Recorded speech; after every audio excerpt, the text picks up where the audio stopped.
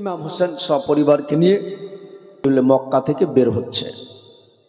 এইদিকে ইমাম মুসলিম বিন আকিলকে শহীদ করা হয়েছে, যে বিষয়ে আপনাদের মাঝে গতকাল বলেছিলাম। এবারে থাকলো মুসলিমের দুটি সন্তান। এই বাচ্চা দুটি বাবা পিতাহারা, মা হারা, যাদের মা নাই, বাবার কাছে মায়ের মতো আদর যত্ন পেত, বাবার কাছে মায়ের মতো গোসল দিত, বাবা হয়ে খাবার খাওয়াতো। আজকে সেই বাবা নেই, পৃথিবী ছেড়ে বিদায় হয়ে চলে গিয়েছে। মাশাআল্লাহ, আমার যুবক ভাইরা আজ সঙ্গ দিয়েছে। তবে বলবো ভাই, একটু কথা না বলে, ইশারাতে কথা বলে চুপচাপ বসে যাবে, এসে ভালো লাগবে। সামনের দিকে পারলে বসো। বাবাজি ভাই, বাচ্চা দুটি বাবা হারা।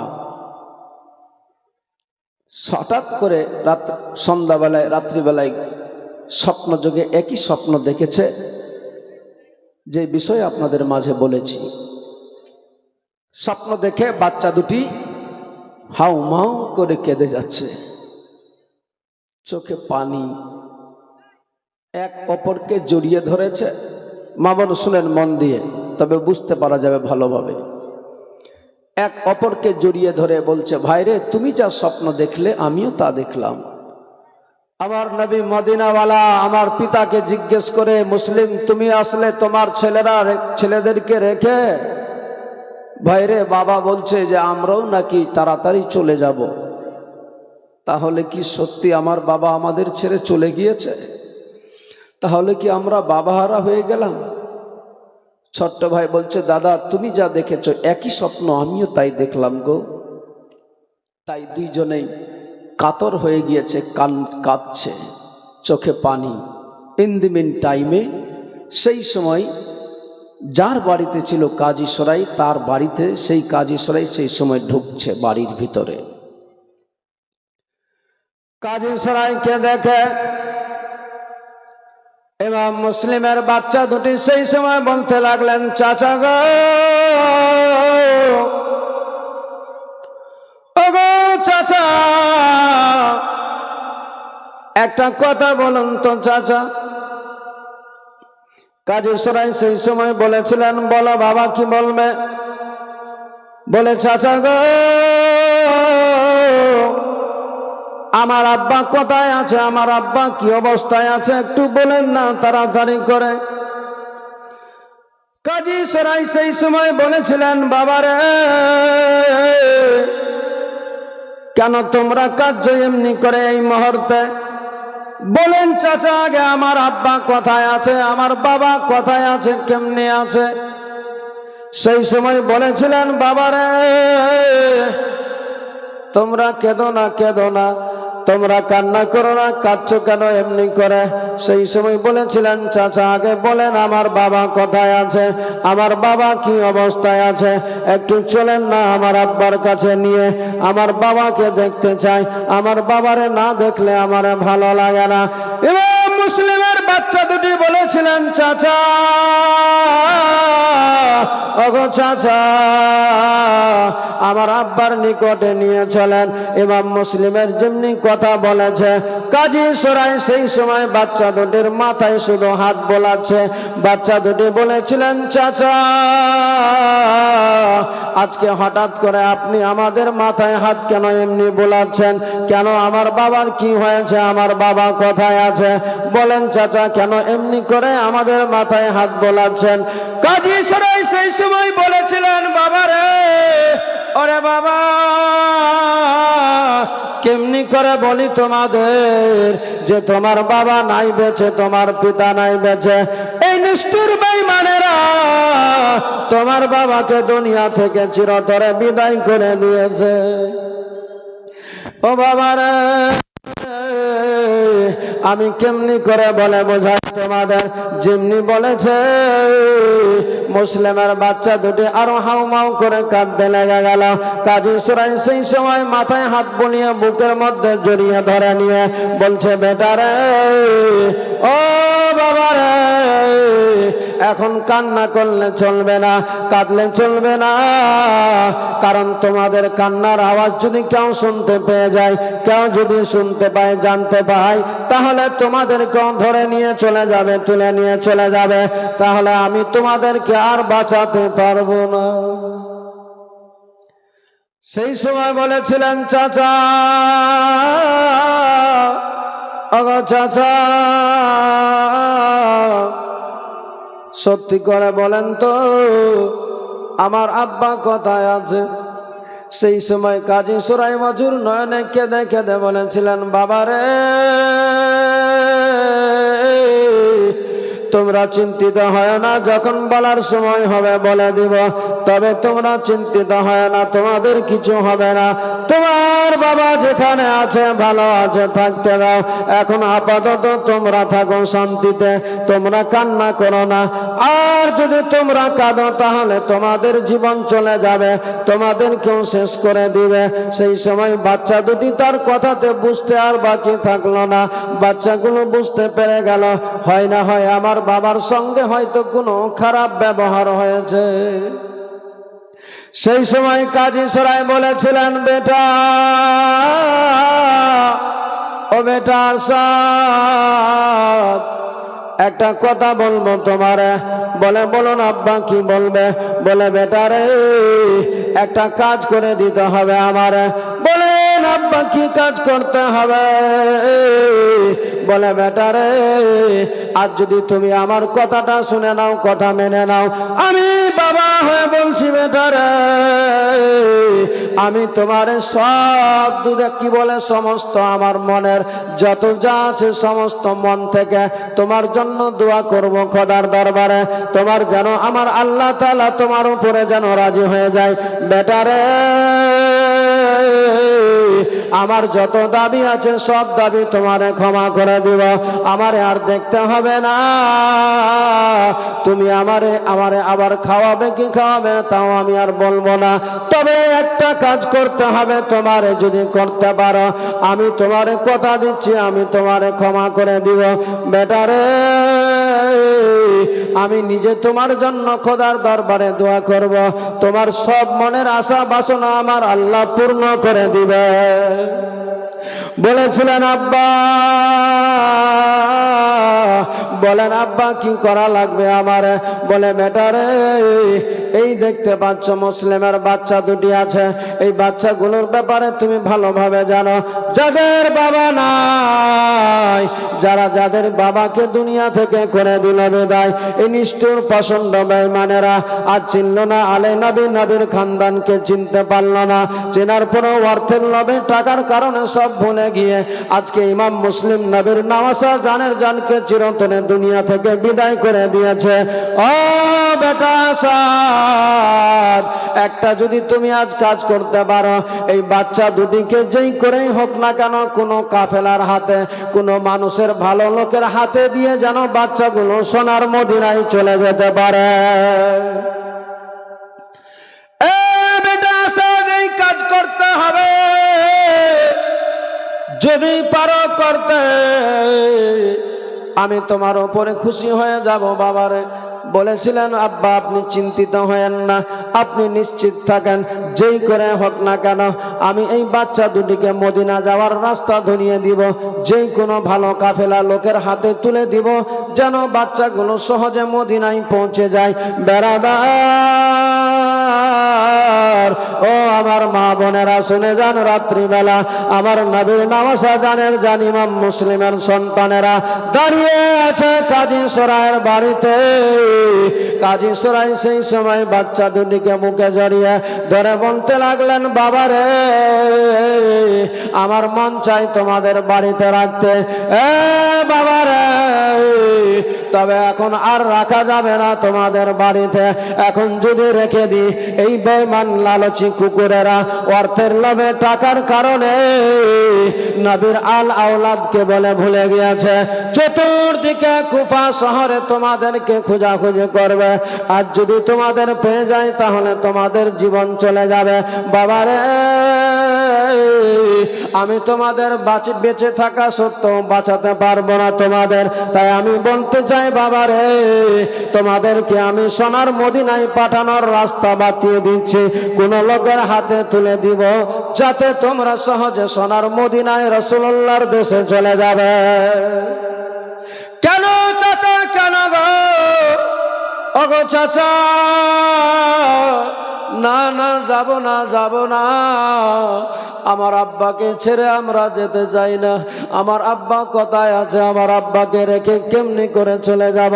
কাজী সুরাই বলেছিলেন, বেটারে, ও বাবা, তোমার বাবা পড়ে যাবে, তোমার বাবার ব্যাপারটাকে ছেড়ে দাও আপাতত। আপাতত তোমরা ছোট্ট ছোট্ট বাচ্চা আছো, তোমাদেরকে চলে যেতে হবে। কাজী সুরাই এত ভালোভাবে বোঝালেন বাচ্চা দুটিকে, ছোট্ট বাচ্চা ছিল বাবা, তারা বুঝতে মেনে গেল। বলেছিলেন, চাচা, আসলে বিষয়টা বুঝতে পারি না, কেন এমন করেন? কাজী সরাই বলেছিলেন, বাবারে, এখন আর বলার সময় নাই, দেরি করা যাবে না, তাড়াতাড়ি করে হয়ে যাও তোমরা রওনা মদিনা। বেরাদার মুসলমান, বাচ্চা দুটির পকেটে, বাচ্চা দুটির কমোডে কোন কেতাবে পাওয়া যায় 10টি করে দিনার দেওয়া হয়েছিল, কোন কেতাবে পাওয়া যায় 20টি করে দিনার।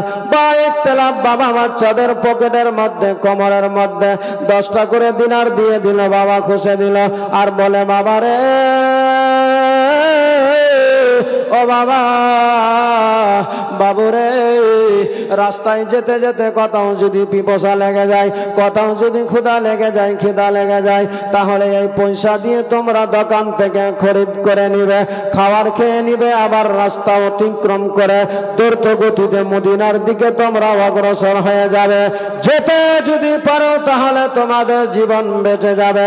বেরাদার, ছোট্ট ছোট্ট বাচ্চারা বুঝে নাই এত কিছু।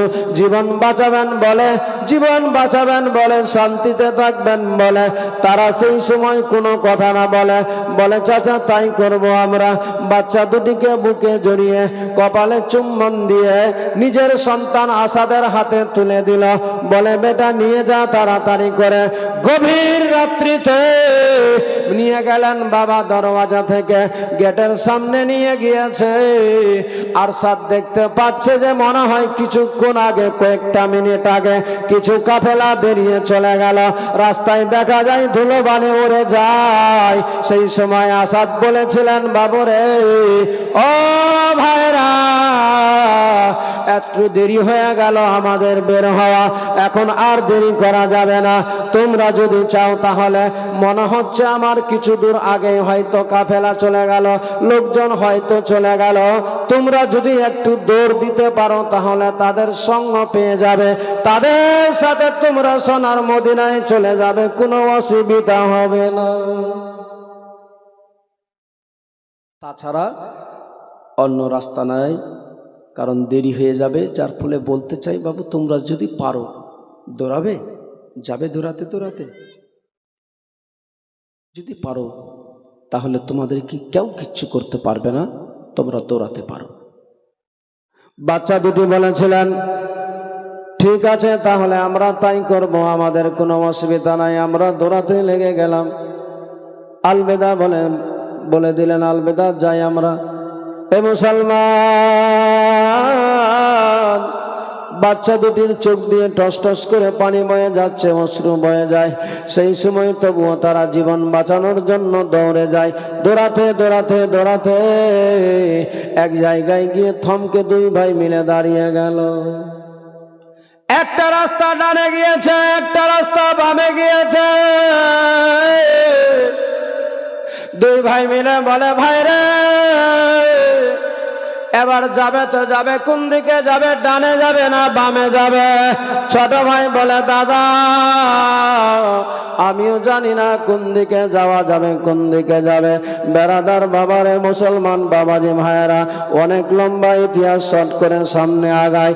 এ মায়েরা, ইমাম মুসলিমের বাচ্চা দুটি বড় চিন্তায় পড়ে গেল, যাব তো যাব কোন দিকে? যেই দিক দিয়ে কাফেলা গিয়েছিল ওই দিক দিয়ে না গিয়ে অন্য রাস্তা ধরে নিল। সারাটি রাত চলতে চলতে, দৌড়াতে দৌড়াতে দৌড়াতে দৌড়াতে ফজরের যখন মুয়াজ্জিন আজান দিতে গিয়েছে বাবারে, সেই সময় আবার দেখছে বাচ্চা দুটি মনে করেছিল, মাবুদ ওগো আল্লাহ, হয়তো আমরা চলে আসলাম, অনেক দূরে চলে এসেছি, হয়তো আমরা মদিনায় চলে যাব,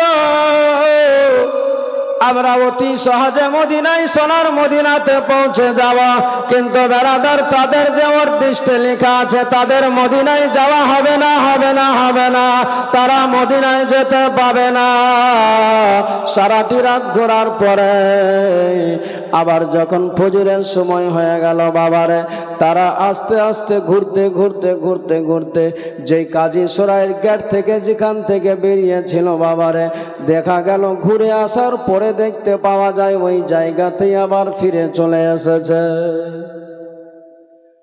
ইব্রাহিম বলো, ভাই সারাটি রাত দৌড়ালাম, এত দূর করে, এত রাস্তা অতিক্রম করে দৌড়ালাম ভাই রে। আরে ভাই, আমাদের দৌড়ানোটা ব্যর্থ হয়ে গেল, কোনো কাজ হলো না, আমরা কি আর মদিনায় যেতে পাবো না ভাই রে? কেন দাদা, কেন কেন কেন আমরা যেতে পাবো না? সেই সময় বলেছিলেন, ভাইরে দেখো দেখো ওই বিল্ডিং গুলো, যেই দিক দিয়ে আমরা গেলাম ওই দিক দিয়ে আবার ঘুরে ফিরে আমরা এসে হাজির হয়ে গেলাম। ভাই, আর কেমনি করে কি করবে বলো? বলেছিলেন, দাদা এখন আর কথা বলা যাবে না, ফরচা হয়ে যাচ্ছে, সূর্য উদয় হবে, যদি আমাদের কেউ দেখে ফেলে তাহলে আমাদের তুলে নিয়ে চলে যাবে। তাই দেরি না করে কোনো জায়গায় আমাদেরকে আড়ালে জীবন বাঁচানোর জন্য লুকিয়ে যেতে হবে। সেই সময় দুই ভাই মিলে দৌড়াতে দৌড়াতে দৌড়াতে দৌড়াতে এক পাহাড়ের নিচে গর্ত একটা ছিল বাবা, সেই গর্তের মধ্যে বাচ্চা দুটি লুকিয়ে গিয়েছে। শুধু ভাবে কখন সন্ধ্যা হবে, আবার বেরিয়ে যাব, সারাটি রাত দৌড়াবো, এমনি করে আমাদেরকে চলে যেতে হবে মদিনাতে, তাছাড়া আর অন্য কোনো রাস্তা নাই ভাইরে। এখন এই দিনটা, সারাটা দিন এই গর্তের মধ্যে আমাদের লুকিয়ে থাকতে হবে। এবার আদার মুসলমান, ছোট্ট ছোট্ট 7-8 বছরের বাচ্চা, এরা তো কোনো অন্যায় করেনি, এরা কোনো অপরাধ করেনি, তারপরেও তাদেরকে জীবন বাঁচানোর জন্য গর্তের মধ্যে আশ্রয় নিতে হয়েছে। নচেতে বেঈমানেরা যদি জানতে পারে, বেঈমানেরা যদি দেখতে পেয়ে যায়, তাহলে বাচ্চা দুটিকে গ্রেফতার করে নিবে, বাচ্চা দুটিকে ধরে নিবে। এ মুসলমান, অনেক লম্বা ইতিহাস শর্ট করে দিলাম। সকাল হয়ে গেল, সবাই জানতে পেরেছে কোথায় পাওয়া যাবে মুসলিমের বাচ্চাদেরকে, কোথায় পাওয়া যাবে খুঁজতে বেরিয়ে গেল। এক বেঈমান অর্থের লোভে, টাকার কারণে উটের ঘোড়ার উপরে চেপে দ্রুত গতিতে খুঁজে বেড়াচ্ছে মুসলিমের বাচ্চাকে, কোথায় পাওয়া যাবে, কোথায় পাওয়া যায়, কোথায় পাওয়া যায়। যেতে যেতে যেতে যেতে হঠাৎ করে যেই গর্তের মধ্যে ছিল বাবা, কেন দেখতে পাবে না, যেই বাচ্চাগুলোর চেহারা পূর্ণিমার চাঁদের মতো ঝলমল করে, যাদের চেহারা লাইটের মতো জ্বলে, ওই রাস্তা দিয়ে যাচ্ছিল ওই বেঈমান দ্রুত গতিতে।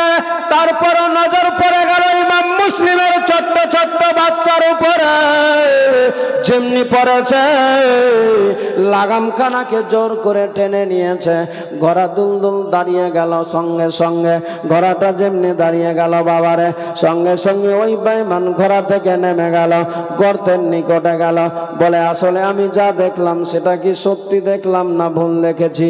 দেখছে হঠাৎ করে যেমনি ঘোড়া থেকে নেমে গর্তের নিকটে গিয়েছে, মিথ্যা নয়, যে চোখে দেখেছে সত্যিকারই দেখেছে, ছোট্ট ছোট্ট বাচ্চা দুটি গর্তের মধ্যে আশ্রয় নিয়ে আছে। বাচ্চা দুটিকে বের করে সঙ্গে সঙ্গে নিয়ে চলে আসে, বলে আমি এবার ইনাম পেয়ে যাব, অনেক অর্থ পেয়ে যাব, অনেক টাকা পেয়ে যাব। নিয়ে চলে গেলেন বাবারে ওবাইদুল্লাহর দরবারে, বলে জাহাপানা এই দেখেন না বাচ্চাগুলোকে এনেছি আমি, যেই মুসলিমের বাচ্চাদের খোঁজাখুঁজি করছিলে কেউ পেল না, কিন্তু আমি একটা রাস্তার ধারে গর্তের মধ্যে পেয়ে গেলাম। এবার নেন এদেরকে আর আমারে যা ইনাম দেওয়ার দিয়ে দেন। ইমাম ওই মুসলিমের বাচ্চা দুটিকে দেখে ওবাইদুল্লাহ ইবনে জিয়াদ সেই সময় বলেছিল, ও আমার কর্মচারীরা, এখন আপাতত তাদেরকে জেলের মধ্যে বন্দি রাখো, কারণ আমি এজিদের দরবারে চিঠি করব। যদি এই বাচ্চা দুটিকে জীবিত অবস্থায় তার কাছে হাজির করতে বলে, তাহলে বাচ্চা দুটিকে সেখানে নিয়ে যেতে হবে, যা বলবে তা করা হবে, তার আগে কিছু করা যাবে না। বাচ্চা দুটিকে আপাতত জেলখানার মধ্যে বন্দি রাখো তাদেরকে। এখন আপাতত জেলে রাখো। ছোট্ট ছোট্ট বাচ্চা যেমনি জেলের কথা শুনেছে অন্তরটা যেন তাদের হিলে গেল। ভাই, আমরা তো কোনো অপরাধ করি নাই, আমরা তো কোনো দোষ করি নাই, তারপরও আমাদেরকে জেলে নিবে কেন ভাই? বলে ভাই যদি জেলেই রাখে চলো জেলেই থাকবো। ইমাম মুসলিমের বাচ্চা দুটিকে নিয়ে চলে গেলেন, জেলের মধ্যে রেখেছে। যেই জেলের দারোগা, যার নাম ছিল মস্কুর দারোগা। কি নাম? মস্কুর। এ কিন্তু চরম নবীর আশিক ছিল, চরম নবীর চাহনেওয়ালা ছিল। ডিউটিতে আছে, দিন চলে যাচ্ছে, সন্ধ্যাবেলায় আবার ওর ডিউটি হবে। বাড়ি গিয়েছে, বাড়ি থেকে আসার পথে হট করে একবার মনে পড়ে গেল, আরে এখন তো যে জেলের ভিতরে ছোট্ট ছোট্ট বাচ্চা দুটি, এটি তো অন্য কেউ নাই, নবীর নওয়াসা, নবীর ঘরানা, আহলে বাইতে আথারদের ছোট্ট ছোট্ট বাচ্চা। এরা কোনো অপরাধ করে নাই, অন্যায় করে নাই, জান্নাতি ফুল। এদেরকে এমনি করে রেখেছে জেলের ভিতরে, আর আমি আছি ওই জেলের দারোয়ান হিসাবে, জেলের দারোগা হিসাবে। আমারে যদি মাওলা বলে, বিশ্ব নেতা মুহাম্মদুর রাসূলুল্লাহ জিজ্ঞেস করে, সেই দিনে আমি কেমনি মুখ দেখাবো? আমি তো সেই দিনে বড় লজ্জিত হয়ে যাব যে নবীর নওয়াসা, নবীর খানদান, নবীর আওলাদকে, ছোট্ট ছোট্ট নিষ্পাপ বাচ্চা যাদের জীবনে গুনাহ ছিল না, যারা অন্যায় করেনি, অপরাধ করে নাই, তাদেরকে জেলে তুমি বন্দি করে রাখলে কেমন করে? কি জবাব দিব আমি রাসূলুল্লাহর সামনে? আর যদি ছেড়ে দিই তাহলে এই ওবাইদুল্লাহ হয়তো আমার জীবনটা নিয়ে নিতে পারে, কিংবা হয়তো আমারে কঠিন থেকে কঠিন সাজা দিতে পারে, কিংবা আমার পরিবারের উপরে জুলুম অত্যাচার হতে পারে, আমারে মেরে দিতে পারে, আমার পরিবারকে মেরে দিতে পারে। কিন্তু আমার রাসূলুল্লাহর দরবারে লজ্জিত হব না। মাওলা তাআলা আমার উপরে রাজি হয়ে যাবে, নবী খুশি হয়ে যাবে, আর নবী খুশি হয়ে গেলে আল্লাহ রাজি হয়ে যাবে, আর আল্লাহ রাজি হলে আমার পরিবারের সবার বেড়া পার হয়ে যাবে। অতএব যদি জীবন দিতে হয় দিয়ে দিব, এই মিথ্যুকের হাতে, অসতের হাতে জান দিতে হয় জান দিয়ে দিব, কিন্তু এই ছোট্ট বাচ্চা দুটিকে কষ্ট দেওয়া যাবে না। এদেরকে যেই করে হোক না কেন আমাকে উদ্ধার করতেই হবে, এই ছিল তার টার্গেট। এই বাচ্চা দুটিকে যে করে হোক আমাকে বের করাতেই হবে। এবার হাজার মুসলমান, ও মায়েরা মন দিয়ে শুনুন, ইমাম মুসলিম রাদিয়াল্লাহু তাআলা আনহুর বাচ্চা দুটি ছিলেন বাবা জেলের ভিতরে। বেরাদার, রাত্রি হয়ে গেল, গভীর রাত্রিতে সবাই শান্তির ঘুম মারে। ইমাম মুসলিমের বাচ্চা দুটিকে নিয়ে যাবেন বলে কাজী সরাই সেই রাত্রিবেলায় ওই মস্কুর দারোগা ওই রাত্রিবেলায় জেলের আস্তে আস্তে দরওয়াজাটা খুলতে লেগেছে। যেমনি খুলেছে মস্কুর দারোগা তালাটা খোলার সাথে সাথে ইমাম মুসলিমের সন্তানদের কানে আওয়াজ গিয়ে পৌঁছে গেল, বলে ভাই রে, ওরে ভাই, আর আমাদের জীবন বাঁচবে না ভাই রে, বড় ভেবেছিলাম হয়তো জেলে থাকতে পাবে। দেখো ভাই রে, এত গভীর রাত্রিতে যে পশু পাখি সবাই আরামে ঘুম মারে, সবাই শান্তির ঘুম মারে ভাই রে, ভাই রে, এই গভীর রাত্রিতে কে যেন জেলের তালা খুলে। ও ভাই, এক্ষুনি হয়তো আমাদের জীবন চলে যাবে, কেউ জানতেও পাবে না, কেউ বুঝতে পাবে না। বলে দিয়ে যেমনি বলছে, দুই ভাই বলতে বলতে হাউ মাউ করে কাঁদে। জেলের এক কোণে তারা সেটে গিয়েছে। মস্কুর দারোগা তালাটা খুলে আস্তে আস্তে ভিতরে যাচ্ছে। দেখতে পাওয়া যায় ছোট্ট ছোট্ট বাচ্চারা বাবারে জেলের ওই কন্নাটের ভিতরে একটা কোণে সেটে গিয়েছে। ইমাম মুসলিমের বাচ্চা দুটির আকার আকৃতি দেখে মস্কুর দারোগা হাত জোর করে বলেছিলেন, বাবারে, তোমরা এমনি আমার দেখে ডর করো না, ডরায় না। আসলে আমি তোমাদের মারতে চাইনি, আসলে আমি তোমাদেরকে কষ্ট দিব না, এই জন্যই আমি এসেছি তোমাদের কাছে, কষ্ট দেওয়ার দিতে নয়। আসলে আমি তোমাদেরকে চাই ভালোভাবে শান্তিতে রাখতে। ইমাম মুসলিমের বাচ্চা দুটি বলেছিলেন, চাচা, তাহলে কেন এত গভীর রাত্রিতে আপনি এই জেলের তালা খুলেছেন? বলে, বাবারে,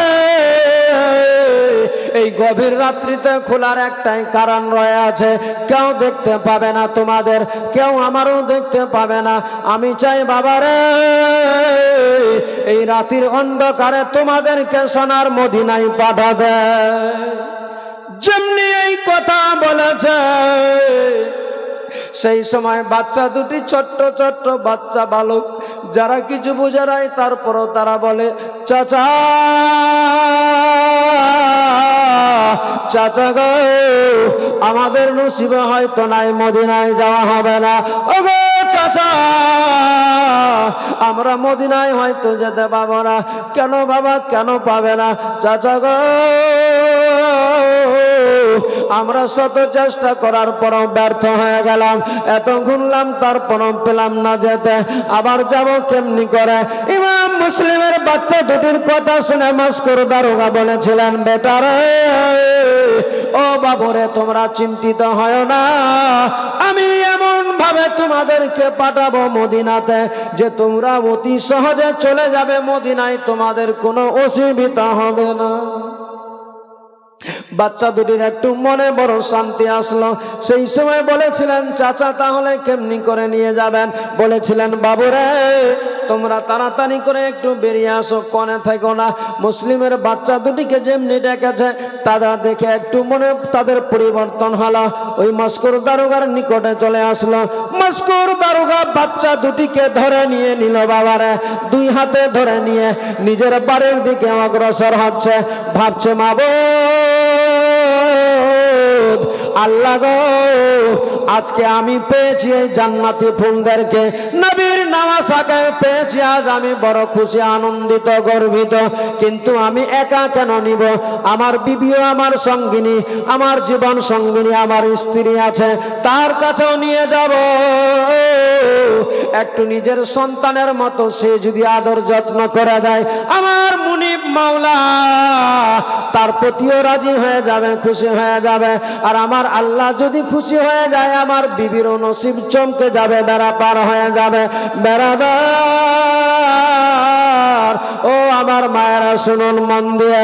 মস্কুর দারোগা সেই সময় বাচ্চা দুটিকে নিয়ে চলে গেলেন নিজের বাড়িতে। গিয়ে দরওয়াজায় আওয়াজ দিয়ে বলে, বিবিরে, ও বিবি, একটু চট করে দরওয়াজাটা খুলে দে। কেন গো স্বামী, কেন? তুমি তো এক্ষুনি গেলে, আবার কেন আসলে তুমি? বলে, বিবি রে, দেখো দেখো আমি কে নিয়ে এসেছি, কারে এনেছি।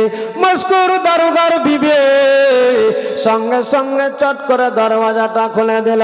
যেমনি দরওয়াজা খুলেছে, দেখছে ডানে বামে একটা চাঁদ, একটা সূর্যের মতো দাঁড়িয়ে আছে। সুবহানাল্লাহ। যেমনি দেখেছে সেই সময় বলেছিলেন, স্বামী গো, এই বাচ্চাগুলো কি অপরাধ করেছে? যাদের চেহারা পূর্ণিমার চাঁদের মতো ঝলমল করে, এত সুন্দর দেখতে তাদের চেহারা, ওগো স্বামী, এদেরকে এই গভীর রাত্রিতে কোথায় পেলে, কোত্থেকে তুলে আনলে? এরা কি অপরাধী? এরা কি চুরি করেছে? এরা কি কোনো বাড়িতে ডাকাতি দিয়েছে? সেই সময় মস্কর দারোগা বলেছিলেন, খবরদার খবরদার বিবি রে, যা বলেছিস দ্বিতীয়বার এই কথা আর মুখ দিয়ে বাক্য উচ্চারণ করবি না মুখ দিয়ে। কেন গো স্বামী, কেন? কেন বলে, এটা কোনো সাধারণ বাচ্চা নয়, এরা কোনো দুটি বাচ্চা সাধারণ ঘরের নাই, নবী খানদান আহলে বাইতে আথার দে বাচ্চা আছে, ইমাম মুসলিমের দুটি সন্তান হয়ে আছে। বিবি রে, জান্নাত যদি যেতে চাও, আমার নবীকে যদি খুশি করতে চাও, আমার আল্লাহকে যদি রাজি করতে চাও, তাহলে এই বাচ্চা দুটিকে একবার বুকে জড়িয়ে ধরে নে, বাচ্চা দুটিকে ভালোভাবে আদর যত্ন করে দে, নিজের সন্তানের মতো বাচ্চা দুটিকে একটু আদর যত্ন করে খাইয়ে দে। সেই সময় বিবি বুঝে গেল, বলে স্বামী আপনি চিন্তিত হয়েন না, আমি করছি ব্যবস্থা তাদের জন্য। বলে বিবি রে, হাতে সময় নাই, অল্প সময় আছে, অল্প সময়ের মধ্যে যতটুকু পারবে বাচ্চা দুটিকে আদর যত্ন করে সুন্দর করে খাওয়ার খাইয়ে দে, এক্ষুনি আবার নিয়ে চলে যাব তাদেরকে, কারণ রাত্রি, এই গভীর রাত্রি, গভীর রজনীতেই আমাকে তাদের মদিনা যাওয়ার রাস্তা বাতিয়ে দিতে হবে। বেরাদার ও আমার মায়েরা শুনে যান, রাত্রিবেলা ওই মস্কর দারোগা যেমনি বলেছে এই কথা বাবারে, বলার সাথে সাথে বিবি নিয়ে চলে গেলেন, সঙ্গে সঙ্গে নিয়ে গেলেন ঘরের ভিতরে। মস্কর দারোগা চলে গেলেন জেলের ভিতরে, নিজের জেলখানায় গিয়ে গেটের সামনে দাঁড়িয়ে আছে দারোগা। সেই সময় তার বিবি বাচ্চা দুটিকে নিয়ে একটা সুন্দর ঘরের মধ্যে নিজের বিছানায় বসিয়ে রেখেছে, আর একটু পানি গরম করতে লেগে গেল বাবারে। দেখছেন বাচ্চা দুটির পায়ের মধ্যে, রাত্রিবেলা তারা অন্ধকার রাত্রিতে, গভীর রজনীতে, যাদের চেহারাটা গোলাপের মতো ছিল বাবারে, ওই ছোট্ট ছোট্ট বাচ্চারা চলতে চলতে পাথর লেগেছে পায়ের মধ্যে, ফসা উঠে গিয়েছে, ফকা উঠেছে, কাটা ঢুকে গিয়েছে, ওই বাচ্চাগুলোর পা দিয়ে রক্ত রক্ত পর্যন্ত বয়ে গেছে বাবারে। রাতের অন্ধকারে পাথরের মধ্যে পায়ের মধ্যে লেগে গেল, যেমনি পায়ে লেগেছে, নরম পায়ে লাগার সাথে সাথে পাটা কেটে গিয়েছে, যেমনি পা কেটে গেল ওই পা দিয়ে রক্ত বয়ে গিয়েছে বাবারে। পায়ের মধ্যে রক্ত জমে গিয়েছে, জমাট হয়ে গিয়েছে, ফাঁকা উঠেছে, অনেক রকমের আঘাত পেয়েছে বাচ্চাগুলো। তাদের পা আকৃতি, হাতগুলো গঠন দেখে মা সহ্য করতে পারল না। মস্কর দারোগার বিবি পানি গরম করতে চলে গেল, পানি গরম করে বাচ্চা দুটিকে নিয়ে গেলেন বাবার ঘরের ভিতরে একটু বারান্দাতে। বলে বেটারে, একটু তোমাদেরকে ভালো আদর যত্ন করতে চাই, এই পাগুলো একটু ধুয়ে নাও, দেখো না এই পাগুলোতে তোমাদের ফোঁকা উঠে গিয়েছে, পাথর লেগে কেটে গিয়েছে। বলেছিলেন মা আমরা সহ্য করতে পারবো না মা গো, তুমি দেখতে পাচ্ছ মা আমাদের পায়ের মধ্যে ফোঁকা উঠে গিয়েছে, পায়ের মধ্যে পাথর লাগার কারণে অন্ধকারে দেখতে পাইনি মারে, আমাদের পা কেটে গিয়েছে মা, আমরা আর এই জায়গায় হাত লাগাতে চাই না। তারপরেও মা জীবন বাঁচানোর জন্য আমরা চলেছি, দৌড়িয়েছি গো মা, এখনো পর্যন্ত মদিনার কিনারা পেলাম না রে মা, মদিনায় আমাদের যাওয়া হলো না, যাওয়া হলো না। পানিটা যেমনি বাচ্চাদের পায়ে ঝেড়েছে, হঠাৎ করে চিৎকার করে বলে মা খবরদার আর দিও না মা আমাদের পানিগুলো পায়ের মধ্যে। ও গো মা তুমি দেখতে পাচ্ছ গো মা, আমাদের কাটা জায়গাতে পানি গরম দিতে গেলে কি অবস্থা হবে তুমি জানো ভালোভাবে। আজ আমি বুঝতে পারি না গো মা এত জ্বালা যন্ত্রণা করছে কেন এমন করে। মায়ের দয়া হয়ে গেল মস্কুর দারোগার বিবি একটু হাতটা দিয়ে শুধু গরম জল নিয়ে মুছে দিল। চাচ্ছিল যে যদি বাচ্চা দুটির পা দুটাকে ভালো করে ধুয়ে দিতে পারি তাহলে হয়তো তাদের অসুস্থ কেটে যাবে, বিষাংটা কেটে যাবে, পায়ের বিয়োগ বেদনাটা কেটে যাবে। কিন্তু মুসলমান এই বাচ্চাদের কান্না দেখে, বাচ্চাদের চোখের পানি দেখে ওই মস্কুর দারোগার বিবি আর সহ্য করতে পারলো না বাবারে, শুধুমাত্র মুছে দিল, করে নিয়ে বসিয়ে রাখলো। রুটি তৈরি করেছে, রুটিটাকে তৈরি করে বলে বাবারে একটু খাবার খেয়ে নে, বিসমিল্লাহ বলে মুখে দিতে গিয়েছে। বাচ্চা দুটি যেমনি মুখে নিবে সঙ্গে সঙ্গে বাবার কথা মনে পড়ে গিয়েছে।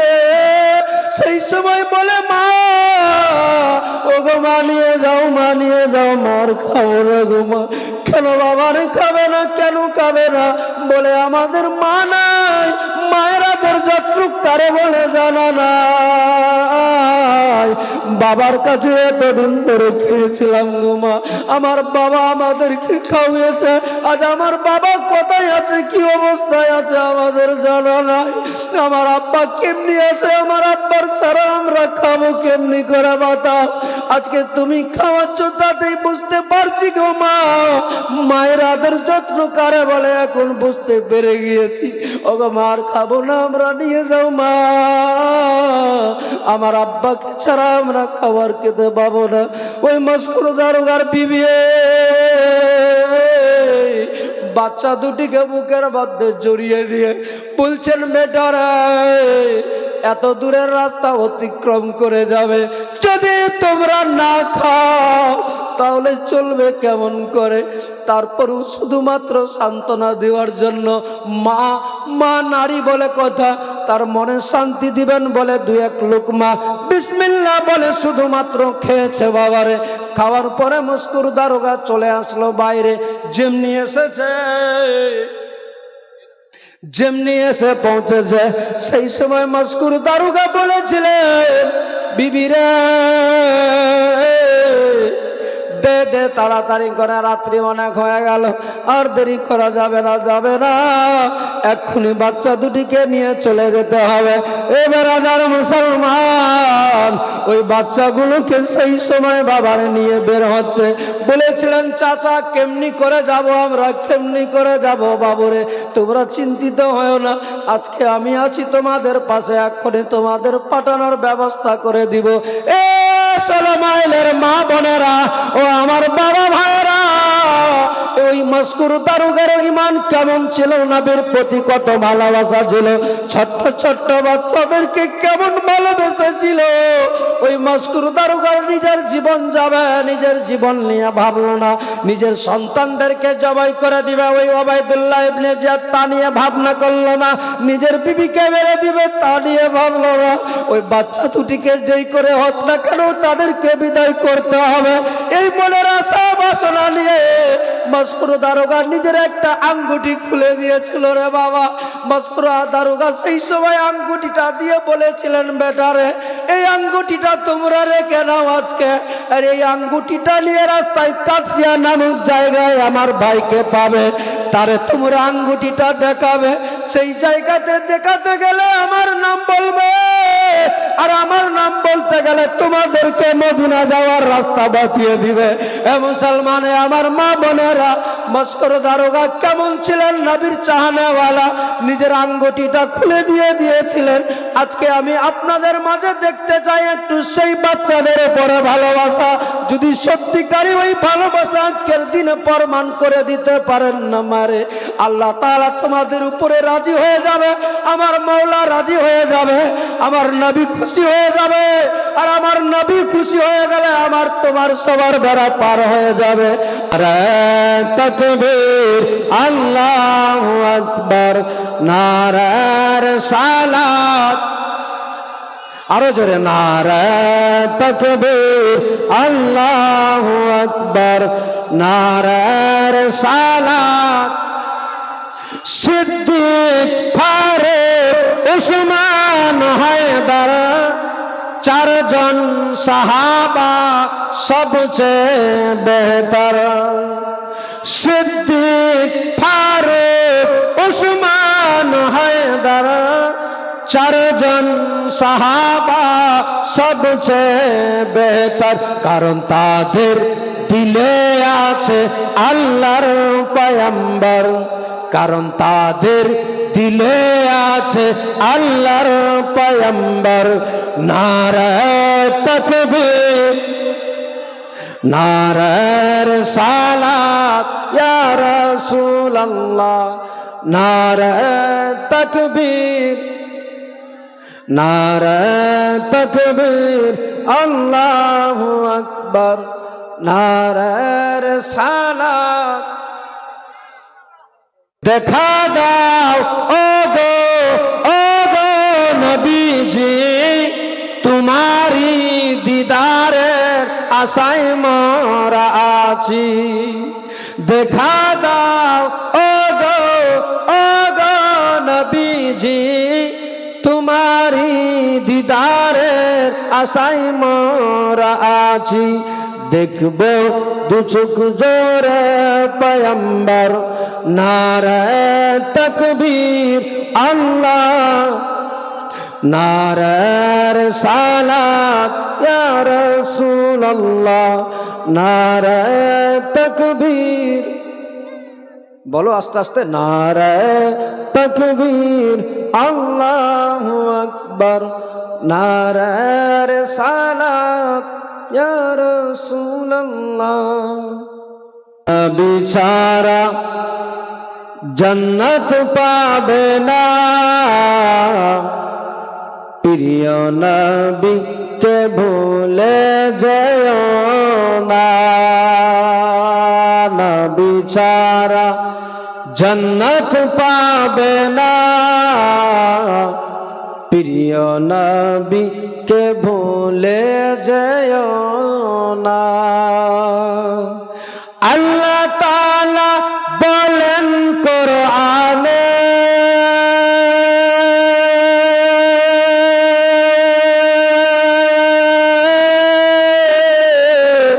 যা আছে আসমান জমিনে।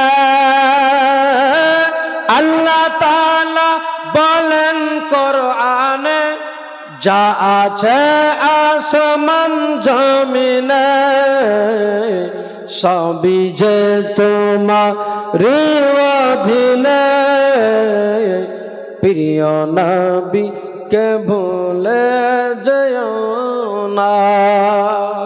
এক ভাই 100 টাকা দিয়েছে। নবী ছাড়া জান্নাত পাবে না, প্রিয় নবীকে ভুলে যেও না। নবীজি ছিলেন মায়ের পেটে, পিতা চলিলেন ব্যবসাতে।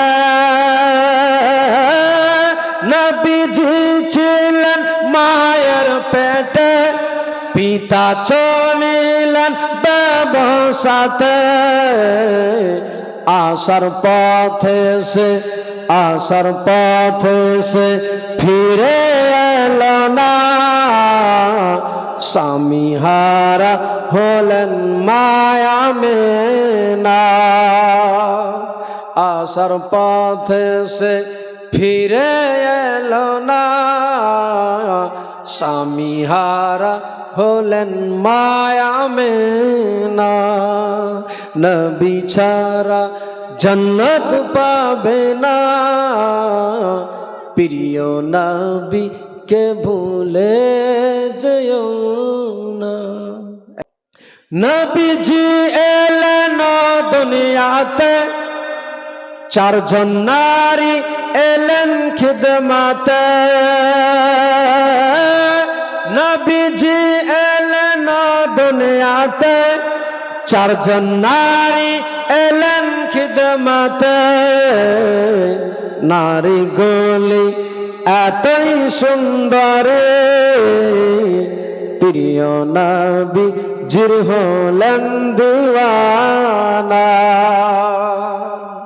নারীগুলি এতই সুন্দরী, প্রিয় নবী জির হলেন দিওয়ানা।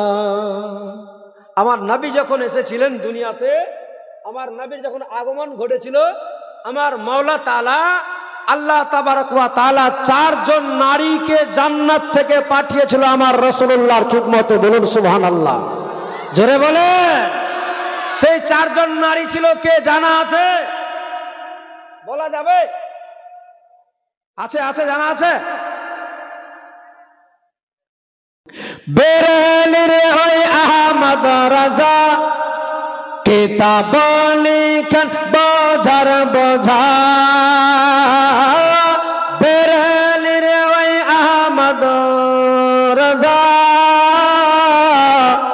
কিতাব লিখেন বোঝার বোঝা, তিনার কেতাব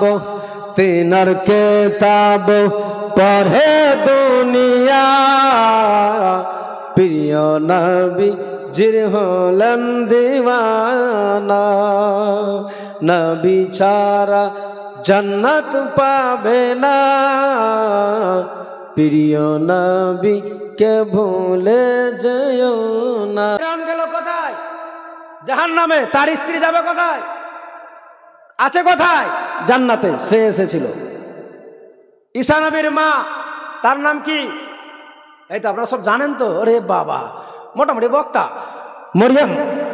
ঈসা নবীর মা মরিয়ম। কয়জন হলো? হযরতে মা হাওয়া। সমস্ত জাতির পিতাকে, কথা বলেন, সমস্ত জাতির পিতা বাবা আদম। হিন্দু, বৌদ্ধ, শিখ, ইসাই যত আছে, ডম চামার যত জাত আছে পৃথিবীতে, সমস্ত জাতির পিতা হযরত আদম আলাইহিস সালাম। তো হযরত আদম আলাইহিস সালামের স্ত্রী আমাদের কি হচ্ছে? মা হাওয়া। কজন হলো? 3 জন। একটা থাকলো।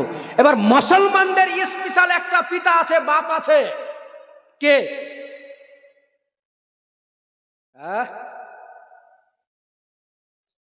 বাহ,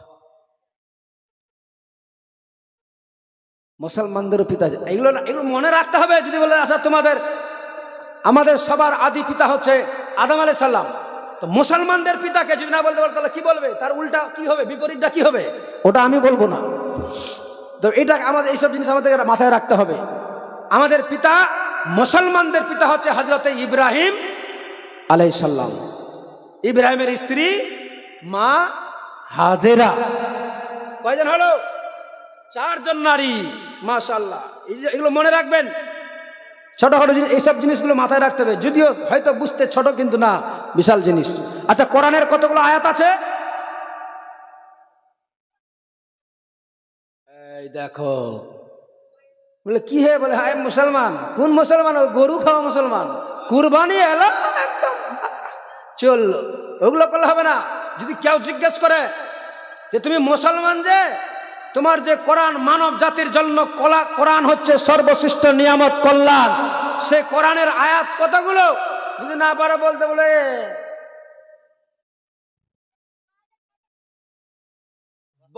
6666। এই মাথায় রাখবে সবাই, মা বোন। 6666। সূরা কতগুলো? 114টা। 100। সিজদা কয়টা? বলে এগাতা বাং চালাকানা, এটা বলতে পারলাম না। সিজদা হলো 14টা। হে দেখেন না, আমার আল্লাহ তাআলা বান্দার জন্য কত সহজ করে দিয়েছে, যেন কোনো ডিফিকাল্টি ব্যাপার না হয়। কিন্তু এত বড় আল্লাহ মেধা শক্তি দিয়েছে, ব্রেন শক্তি দিয়েছে আমাদের বুঝার জন্য। এত কিছু রাখতে পারছি এই মাথাতে, এটা রাখতে পারবো না? কোরআনের আয়াত হচ্ছে 6666, সূরা হচ্ছে 114, সিজদা হচ্ছে 14টা।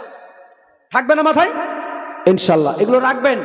তাহলে যদি কেউ বলে, এগুলো টাচ করে যদি বলে দেবো না রে ভাই, মাল বারুদ আছে, পারছে, বলতে পারছে তো, অতএব এইসব জিনিস আমাদেরকে মাথায় রাখতে হবে। আর একটা জিনিস আপনাদের কাছে আরো একটা জরুরি কথা বলে যাই, 1 মিনিটে এটাকে কথা বলে শেষ করবো, তারপর বক্তব্য আগাবো। প্রত্যেকটা বাড়িতে বাথরুম আছে, আছে না নাই? কথা বলে না, আছে না? আগের জামানা ছিল 10, 20, 25, 30 বছর আগে যে ওই মানুষকে জঙ্গলে, ঝাড় জঙ্গলে যেতে হতো, এখন যাওয়ার দরকার লাগে না। কিন্তু প্রত্যেকটা বাড়িতে বাথরুম, টয়লেট আছে। ওই টয়লেটে বেশিরভাগ বাড়িতে একটা করে বালতি থাকে, থাকে কি থাকে না? বালতির সঙ্গে আবার ঘুঁটি থাকে কি না? থাকে। তো ঘুঁটিটা বালতির ভিতরে থাকে না নিচে থাকে? কথা বলেন, বাইরে থাকে না কোথায় থাকে? বাইরে। একটু হাত তুলে দেখা যাচ্ছে বাইরে না ভিতরে? দেখেন, এটা কিন্তু খুব বিশাল বড় মারাত্মক কথা বলতে যাচ্ছি, যদিও শুনতে ছোট্ট মনে হচ্ছে কিন্তু মারাত্মক। কারণ আপনার দোয়া না কবুল হওয়ার কারণ, আপনি সঠিক পথের দিশারি না হওয়ার কারণ, আপনি পবিত্র না থাকার কারণ, এখানেই মূল আসল একটা রহস্য ঢুকে আছে।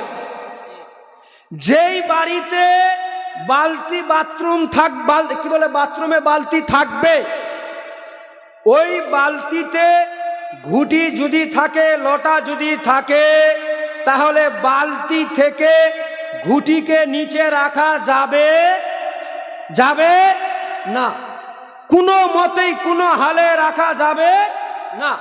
কেন রাখা যাবে না? এই জন্যই বলছি, লজ্জা শরম কিচ্ছু না।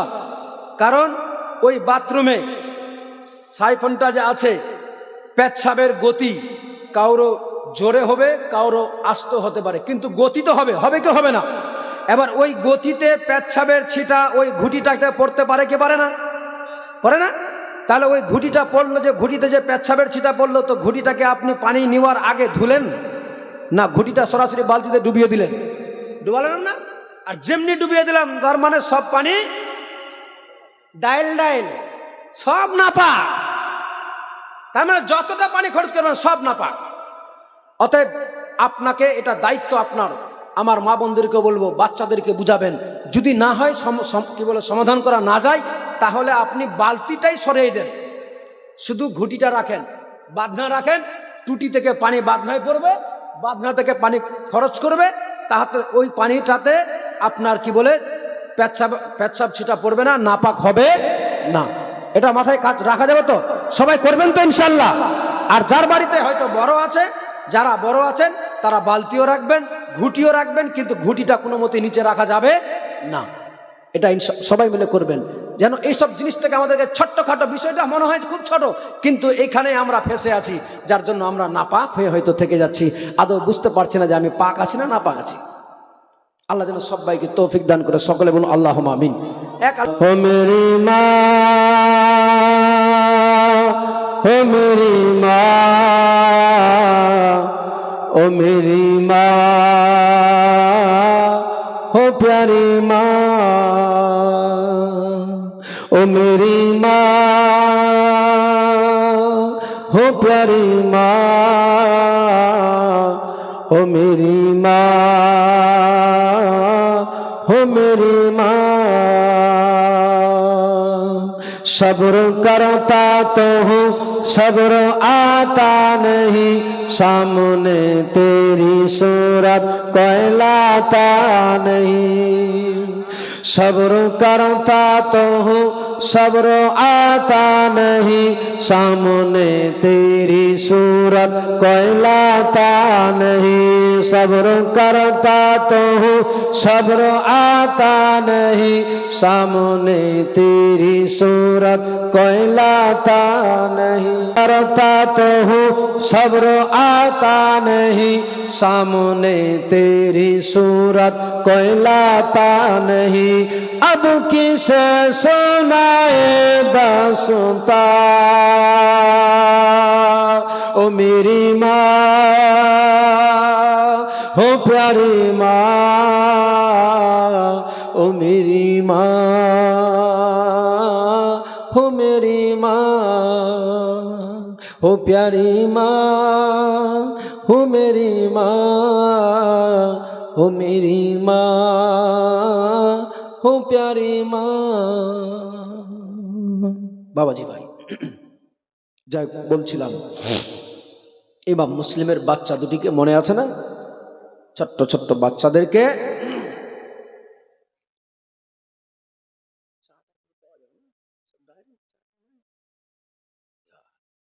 ছোট্ট ছোট্ট বাচ্চাদেরকে নিজের আঙ্গুটিটা খুলে দিলেন, বললেন, বাবুরে শোনো, সামনে একটা কাদসিয়া নামক জায়গা হবে,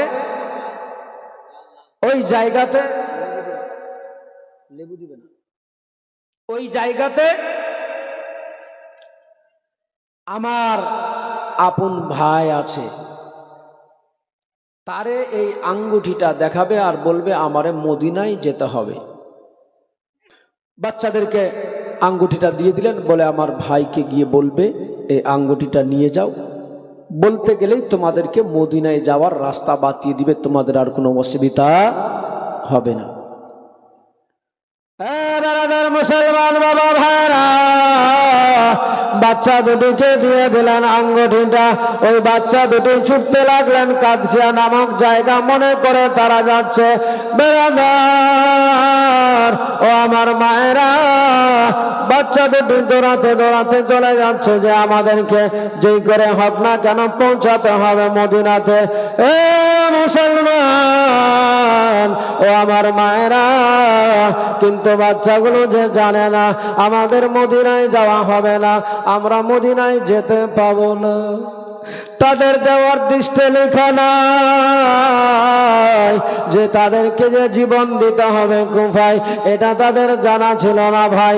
এই বাচ্চাগুলো আবার সারাটি রাত্রে দৌড়াতে লাগলো, উঠে কি বলে, ছাড়া আপন কেহ থাকবে না, চিন্তা করে দেখো না কবরে কি যাইব না, চিন্তা করে দেখো না কবরে কি যাইব না।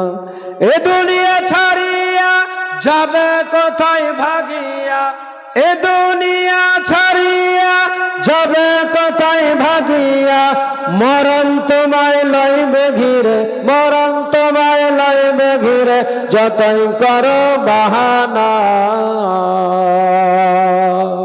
মরণ তোমায় লইবে ঘিরে, যতই করো বাহানা, চিন্তা করে দেখো না কবরে কি যাইবা না, যেই কবরে নবী ছাড়া আপন কেহ থাকবে না, চিন্তা করে দেখো না কবরে কি যাইবা না।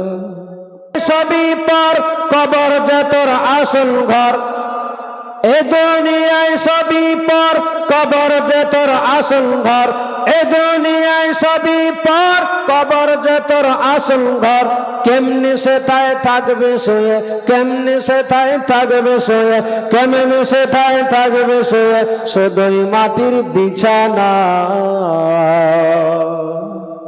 কেমনি সেটাই থাকবে শুয়ে, শুধুই মাটির বিছানা, চিন্তা করে দেখো না কবরে কি যাইবা না, যেই কবরে নবী ছাড়া আপন কেহ থাকবে না, যেই কবরে আমল ছাড়া আপন কেহ থাকবে না, চিন্তা করে দেখো না কবরে কি যাইবা না।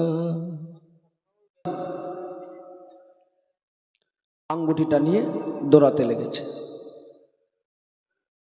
বাবা ভাইরা, আমার মা বোনেরা, দৌড়াতে দৌড়াতে দৌড়াতে দৌড়াতে সারা রাত্রিবেলায় তারা টার্গেট নিয়েছে, মাবুদ আমরা যেই করে হোক না কেন আল্লাহ গো, আমরা যেন পৌঁছে যাই মদিনাতে। কিন্তু মুসলমান মদিনায় যাওয়া হলো না। দেখেন না, সারা রাত্রি ঘুরতে ঘুরতে ঘুরতে ঘুরতে ঘুরতে ঘুরতে ওই জায়গায় না গিয়ে, কাদসিয়া নামক জায়গায় না গিয়ে, আবার ঘুরতে ঘুরতে যেই জেলের গেট থেকে যেখান থেকে বের করেছিল, হঠাৎ করে দেখা যায় যেন বিল্ডিং গুলো দেখা যায়, দালান বাড়িগুলো ঘরগুলো দেখা যায়। ছোট্ট ভাই বলেছিলেন, দাদা হয়তো ওই দেখা যায় মদিনার বিল্ডিং গুলো, আমরা হয়তো চলে আসলাম। আমার ওই সময় ইব্রাহিম বলেছিল, ভাই রে না না না না, তুমি যা দেখো যা আসলে না, আসলে এগুলো মদিনার বিল্ডিং নাই রে ভাই রে, এগুলো বিল্ডিং দেখা যাচ্ছে, এই বাড়ি ঘরগুলো দেখা যায়। আসলে যেই জেলখানা থেকে বেরিয়েছিলাম, যে রাস্তা দিয়ে বেরিয়েছিলাম ভাই রে, ওই রাস্তাগুলোই দেখা যায়। কেন দাদা আমরা কি তাহলে সত্যিকারই কি যেতে পাবো না? পাবো না। আমার সেই সময় বলেছিলেন ভাই রে, বুকের মধ্যে ছোট্ট ভাইকে জড়িয়ে নিয়ে বলেছিলেন, ও ভাই আমাদের নসিবে এটাই লেখা আছে মনে হয়, তবে এখন কথা না বলে, কথা না বাড়িয়ে তাড়াতাড়ি করে আমাদেরকে কোথাও আশ্রয় নিতে হবে, কারণ সময় নাই হাতে, আর বেশি সময় নাই। ওই দেখো দেখা যায় হয়তো আমরা যে জেল থেকে বেরিয়েছি, আমাদেরকে যে জেল থেকে বের করে দিয়েছে, সেই বিষয়ে হয়তো তারা সবাই জানতে পেরে গিয়েছে ভাইরে। লালটিন দেখা যায়, আলোগুলো দেখা যায়, প্রদীপ যেন জ্বলে যায়, হয়তো আমাদেরকে খোঁজাখুঁজি করে রে ভাই। ভাই এখন কোনো কথা না বাড়িয়ে তাড়াতাড়ি করে কোথাও আশ্রয় নিতে যায়। এ মুসলমান,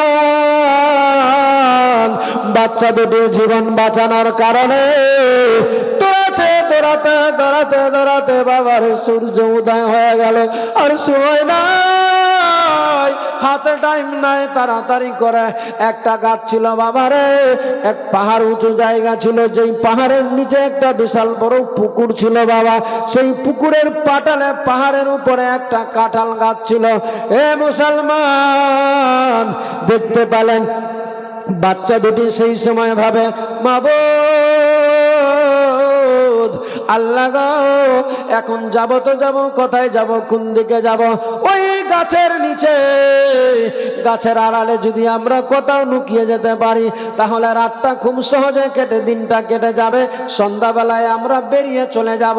এই মনে আশা বাসনা নিয়ে, এই মনের চিন্তা ধারণা নিয়ে রাস্তাটাকে ছেড়ে দিয়ে চলে গেলেন বাবা ওই পাহাড়ে পাটালটাতে, যে পুকুরের পাটাল ছিল গো, ওই জায়গাতে গিয়ে ওই গাছের কাঁঠালের গাছ ছিল, ওই গাছের নিকটে গেল, গিয়ে যেন দেখছেন কাঁঠালের গাছটাতে একটা বিশাল বড় ফপরা হয়ে আছে।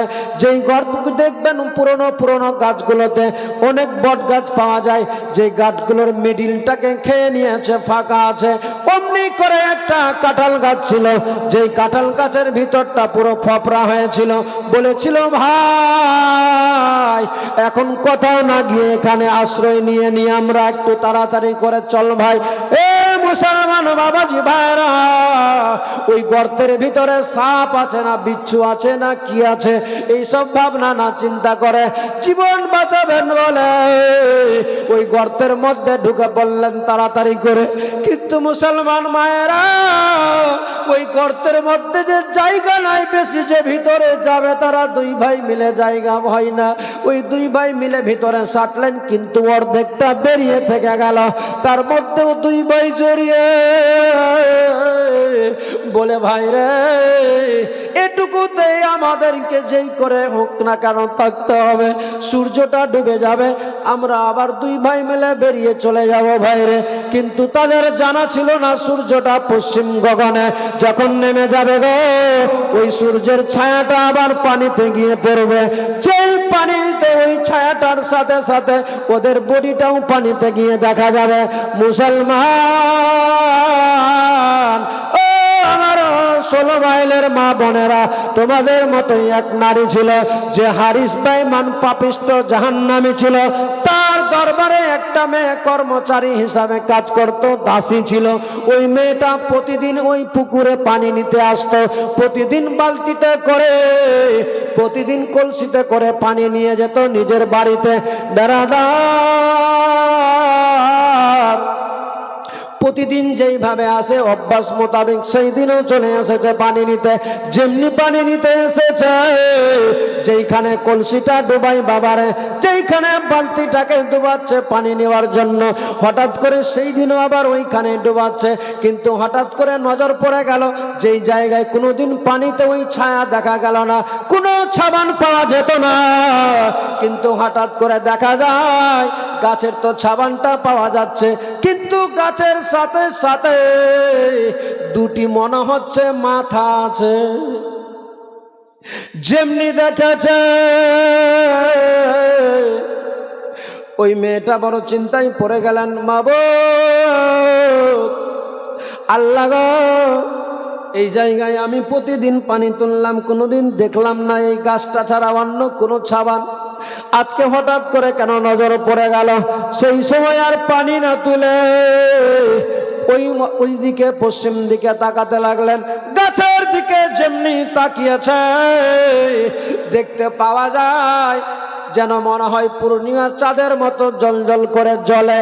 আর মেয়েটা থামতে না পেরে পানি না তুলে সরাসরি চলে গেলেন উঁচু জায়গাতে। বাচ্চা দুটিকে দেখে বলেছিলেন, বাবারে তোমরা কে আছো? ও বাবারে তোমরা এই জায়গাতে কেন? তোমাদের মা কি তোমাদের বকা দিয়েছে? তোমাদের বাবা কি বকা দিয়েছে? বলে না না না, মাথা হিলই।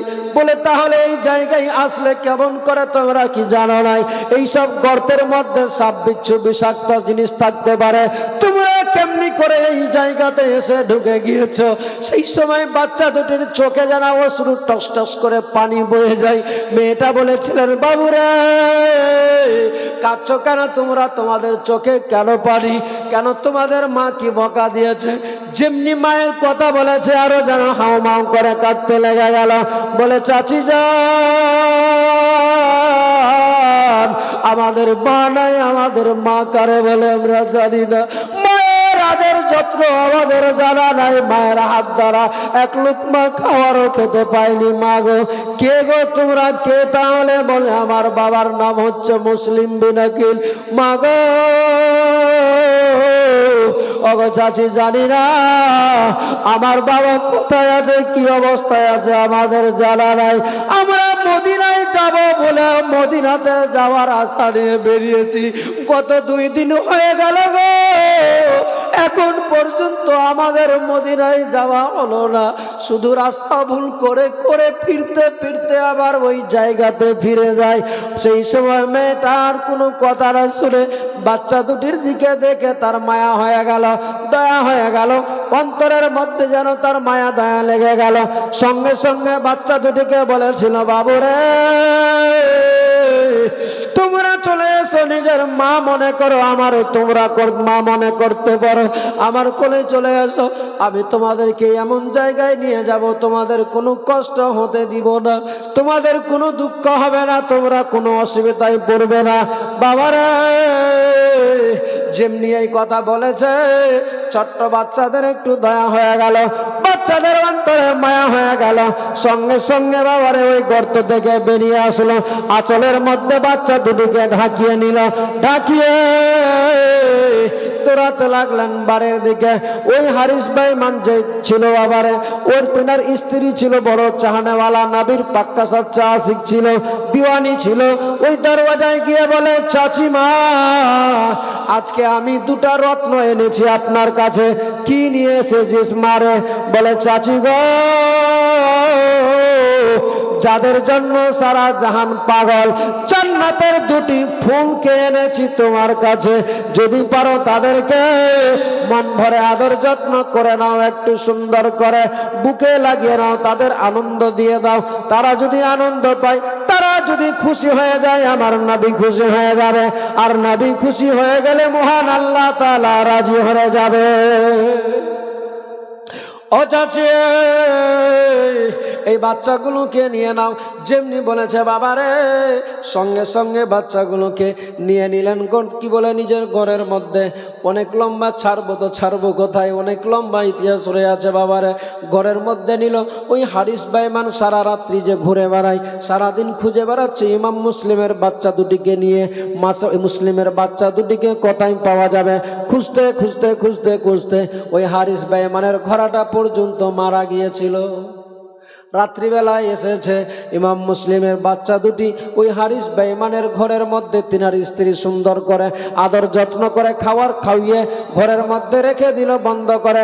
বাবারে তোমরা ঘরে আরাম করো, যখন সময় হবে তোমাদের সুযোগ পেলে আমি মদিনায় পাঠিয়ে দিব, চিন্তিত হয় না।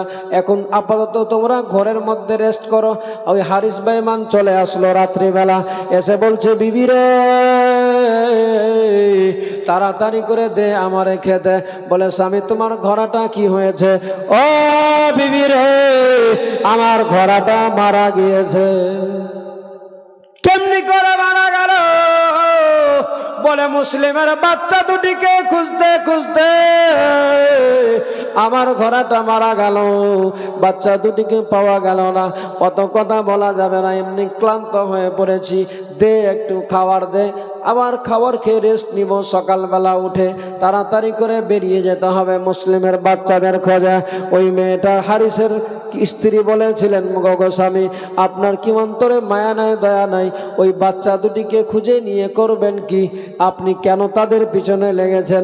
বলে অত জ্ঞান দিতে হবে না, অত বুদ্ধি দিতে হবে না, যা করার তুমি করো। বাড়ির মেয়ে বাড়িতে থাকো, বাড়ির কাজ বাড়িতে করো, খাওয়ার শুধু খাওয়ার খাও, যতটুকু তোমার প্রয়োজন ততটাই করো, বেশি বুদ্ধি দিতে হবে না বলে দিয়ে খাওয়ার খেয়ে শুয়ে গেলেন বিছানাতে। হঠাৎ করে মুসলিমের বাচ্চা দুটি ওই হারিস বেঈমানের অন্য ঘরে শুয়েছিল। বাবারে হঠাৎ করে যেন বাচ্চা দুটি আবার একই স্বপ্ন দেখেছে। এ মুসলমান বাবারা, যেমনি স্বপ্ন দেখেছে সঙ্গে সঙ্গে বাচ্চা দুটি আবার উঠে হাউমাউ করে কাঁদতে লেগে গেল। কান্নার আওয়াজ ওই জাহান্নামী বেঈমানের কানে ভেসে গেল, সঙ্গে সঙ্গে উঠে বসে গেল। ভাই পারে না, শুয়ে যাও, তুমি শো তো, সকালবেলা উঠে দেখা যাবে। এই কথা বলেছে, কিছুক্ষণ হয়েছে আবার একই রকম কান্নার আওয়াজ। আর তো সহ্য হলো না, সত্যি করে বল কে আছে বাড়িতে? বলে আসলে তুমি ঘুমাওনি, ক্লান্ত, যার ফলে তোমার এই অবস্থা। না হতে পারে না। দরজার বাইরে চলে আসলো, ঘরের ভিতর থেকে বাইরে আসলো, দেখছে তাকিয়ে, এই কি ব্যাপার, এই দরজাটা বন্ধ কেন? এই দরজাটা বন্ধ কেন?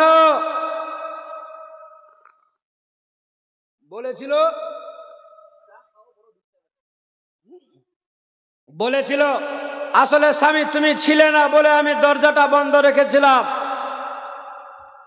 বলেন না, কিছু তো নিশ্চয় ব্যাপার আছে। শয়তান তার মাথায় শুধু খালি গুতা দিচ্ছে, আছে ওখানে গিয়ে তো দেখ। আর চট করে বলছে না, কোনো কথা শোনা যাবে না। চট করে গিয়ে দরজাটা ধাপ করে খুলে দিল। আর যেমনি খুলেছে দেখছে ছোট্ট ছোট্ট দুটি বাচ্চা, চাঁদ আর সূর্য মনে হচ্ছে বসে আছে। আর দেখে বলছে বাহ কি চমৎকার, যাদের জন্য আমি পেরেশান হয়রান, ঘুরতে ঘুরতে খুঁজতে খুঁজতে আমার ঘোড়া মরে গেল, আমি ক্লান্ত, আর আমার ঘরে কি আরাম, দেখাচ্ছে মজা। এ বাবা বাচ্চা দুটিকে সঙ্গে সঙ্গে জোরে জোরে তামচা মারতে লাগলো। বাচ্চা দুটি বলেছিলেন, চাচা চাচা গো, চাচা গো ছেড়ে দেন, চাচা আমাদের মারিয়েন না। ও চাচা আমরা তো কোনো অন্যায় করি নাই, কোনো অপরাধ করি নাই, আসলে আমরা কি করেছি যে আপনি আমাদের উপরে এমনি করে আঘাত করছেন? ও চাচা এমনিতে আমরা বড় ক্লান্ত হয়ে পড়েছি, চাচা গো আমাদের আর মারিয়েন না। দেখেন না একবার আমাদের দিকেছে, গত 2-3 দিন ধরে চলতে চলতে ক্লান্ত হয়ে পড়েছি, চাচা আমাদের আর মারিয়েন না গো চাচা। এ মুসলমান, এই বেঈমান গাদ্দারের মায়া হলো না, দয়া হলো না। বাচ্চা দুটিকে ঘর থেকে টেনে মারতে মারতে আঙড়ায় নিয়ে এসেছে। আঙড়ায় নিয়ে এসে বাচ্চা দুটিকে শুধু আঘাত করে। ওই হারিস বেঈমানের যে স্ত্রী ছিল বাবা, পা দুটিকে জড়িয়ে ধরে বলেছিলেন, স্বামী গো আমার এই বাচ্চা দুটিকে মারিয়েন না, আপনার যদি এতই রাগ উঠেছে, এতই মারার ইচ্ছা থাকে, আমারে আপনি মাটিতে ফেলে দেন আর আপনি পা দিয়ে যত ইচ্ছা তত আঘাত করেন, কিন্তু আল্লাহর ওয়াস্তে মেহেরবানি করে বাচ্চা দুটিকে ছেড়ে রিহাই করে দেন।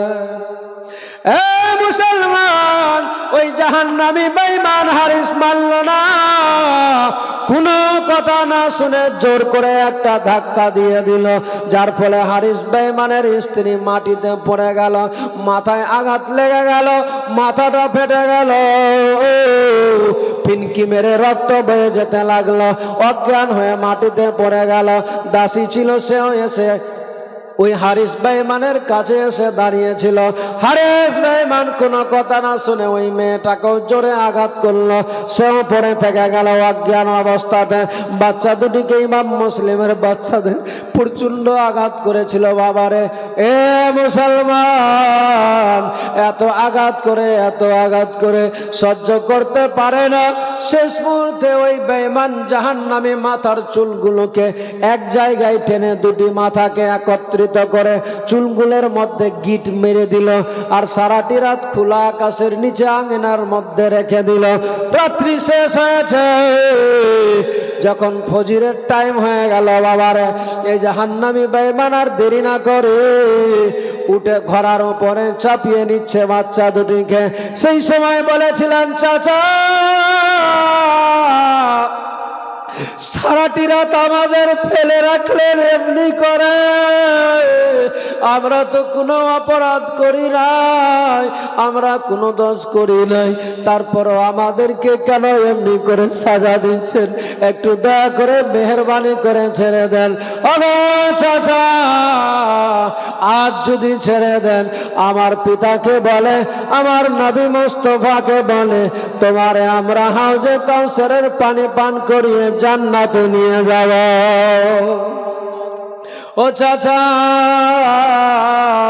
ছেড়ে দেন, আমাদের ছেড়ে দেন।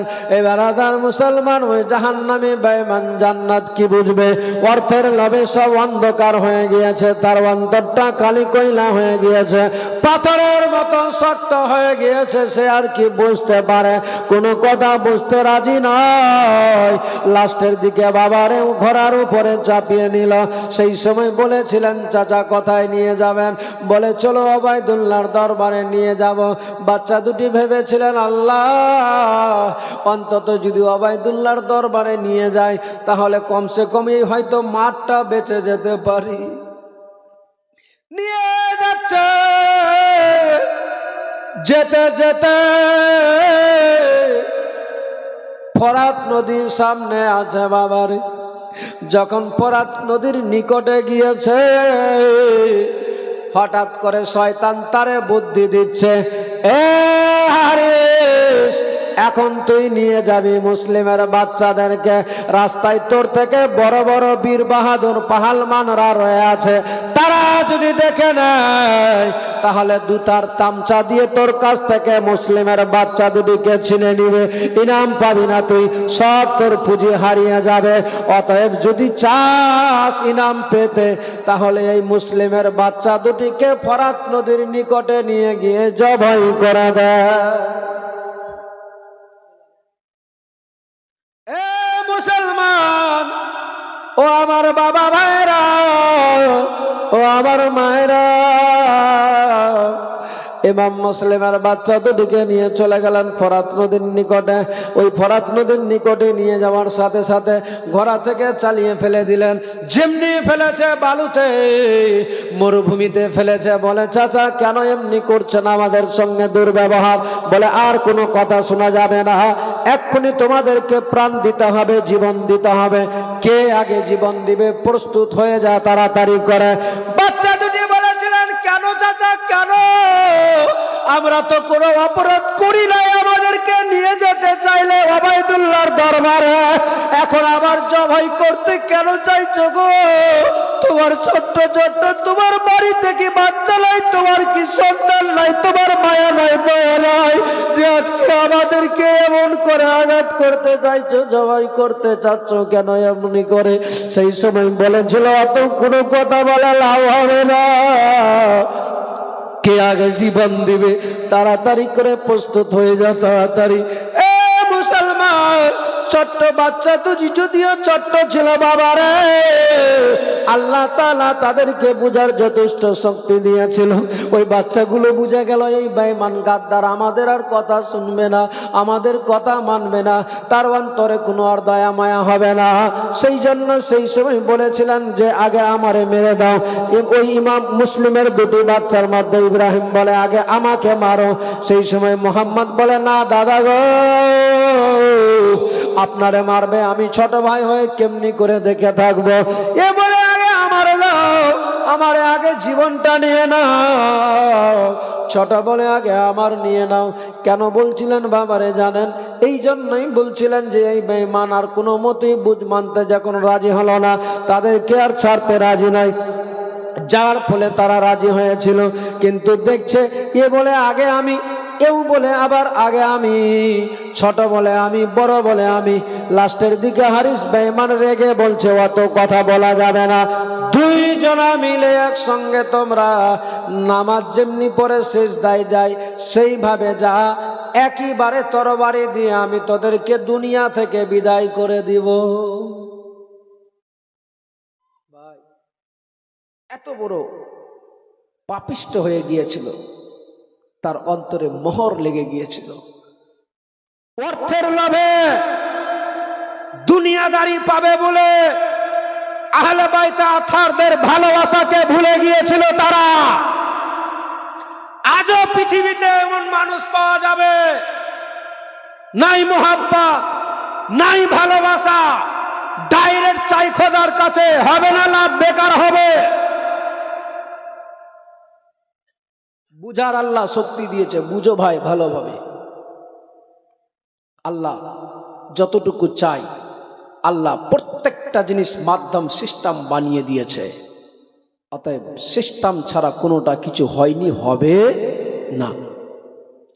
এই বাচ্চা দুটির উপরে মায়া হলো না, দয়া হলো না। এই জাহান্নামী পাপিষ্ঠের অন্তরে মায়া দয়া কিচ্ছু হলো না। কোনো কথা শুনলো না, কোনো কথা বুঝলো না। শেষ পর্যন্ত বলে তোদের জীবন দিতে হবে, রেডি হয়ে যা, প্রস্তুত হয়ে যা, নিয়ে নে, তাতে কি হয়ে যাবে। বাচ্চা দুটি চলে গেলেন সিজদাতে। জাহান্নামী বেঈমান তরবারিটা নিয়ে এমন জোরে আঘাত করেছে, বাচ্চা দুটির মুন্ড কেটে সঙ্গে সঙ্গে দেহ থেকে আলাদা হয়ে গেল। বডি দুটা ছটপট করে মরুভূমি বালুতে ছটপট করতে লেগেছে, লাফাতে লেগেছে, রক্ত ফিনকি মেরে বয়ে যাচ্ছে। চিরতরে দুনিয়া ছেড়ে বিদায় হয়ে চলে গেল। সকলে পড়ুন ইন্না লিল্লাহি ওয়া ইন্না ইলাইহি রাজিউন।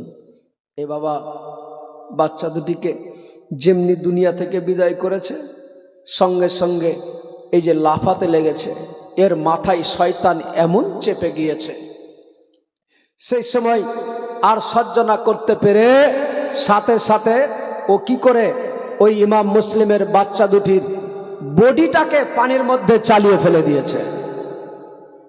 একটাকে আর দূরে, আর একটাকে আরো একটু দূরে চালিয়েছে।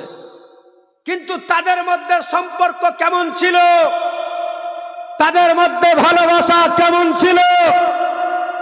ফেলেছে চালিয়ে দূরে, খোদার হুকুমে একটা ঢেউয়ের সাথে সাথে দুটি ভাই এক অপরের সিনার মধ্যে হাত লেগে গিয়েছে।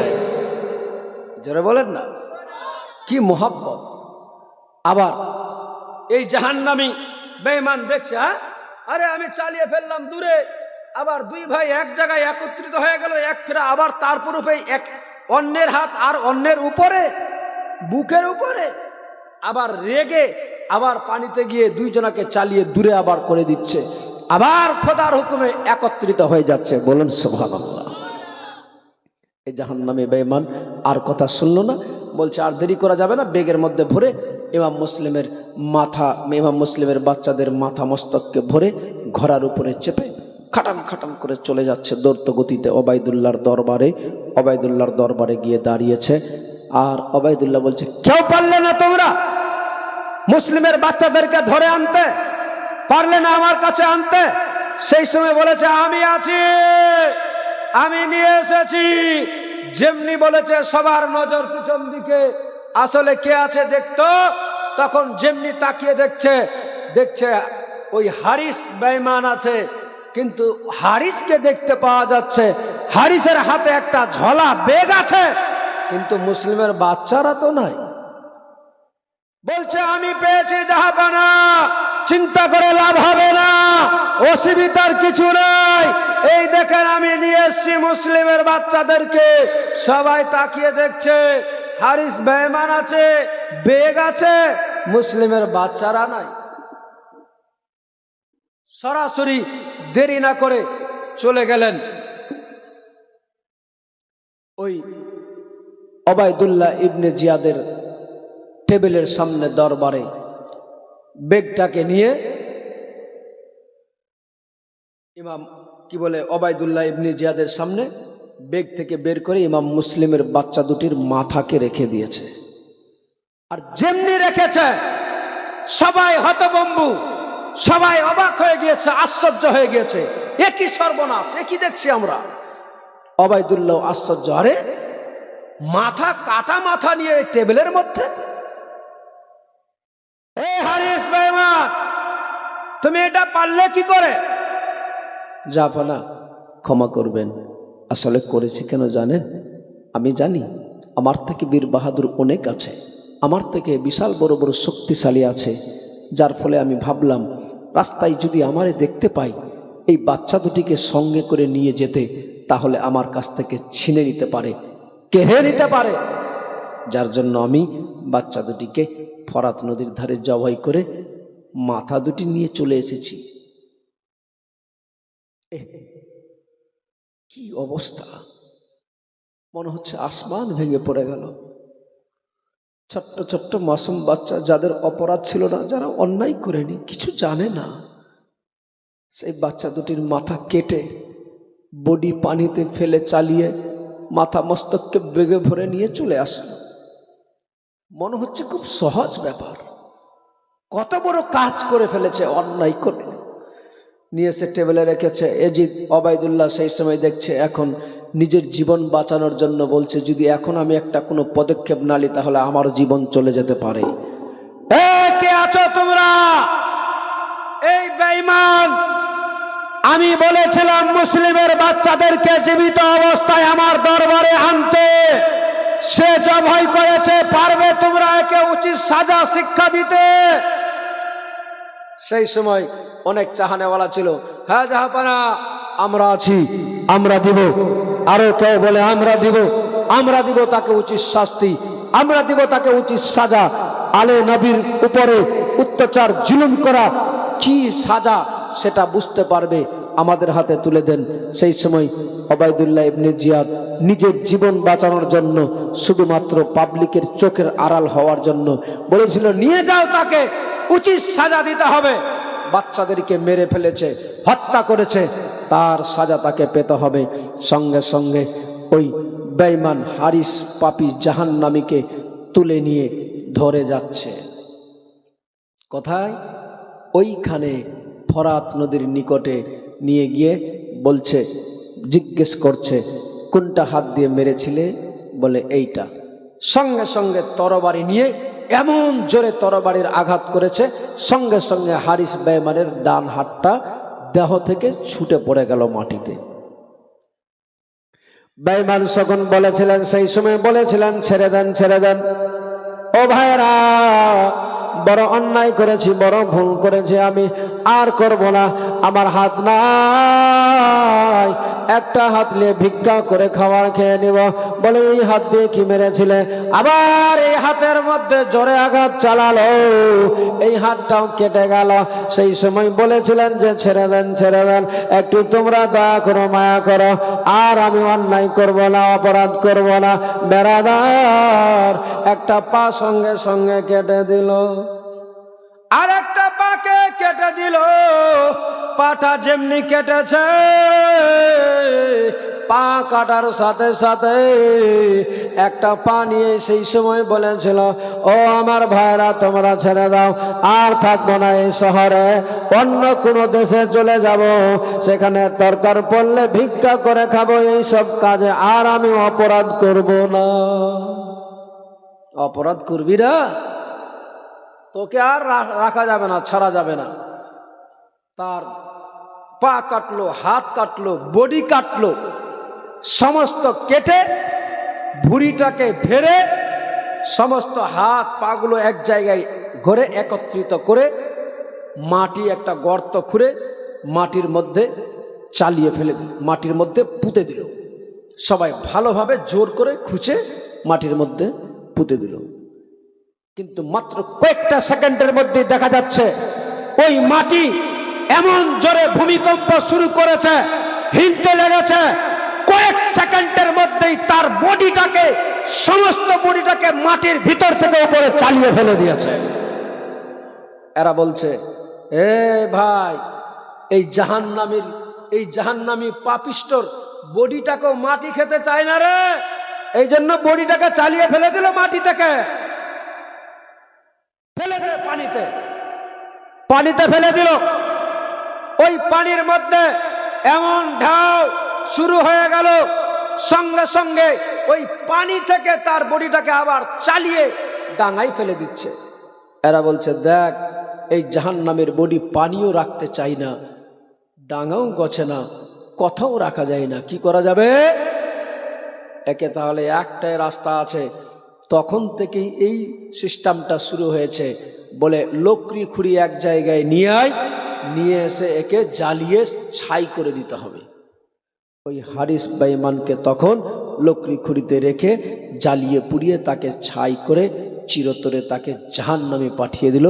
ইমাম মুসলিমের সন্তান দুটির বডিকে নিয়ে গিয়ে দাফন করলো। তারপরে কি হচ্ছে শুনবেন একবার। দরুদ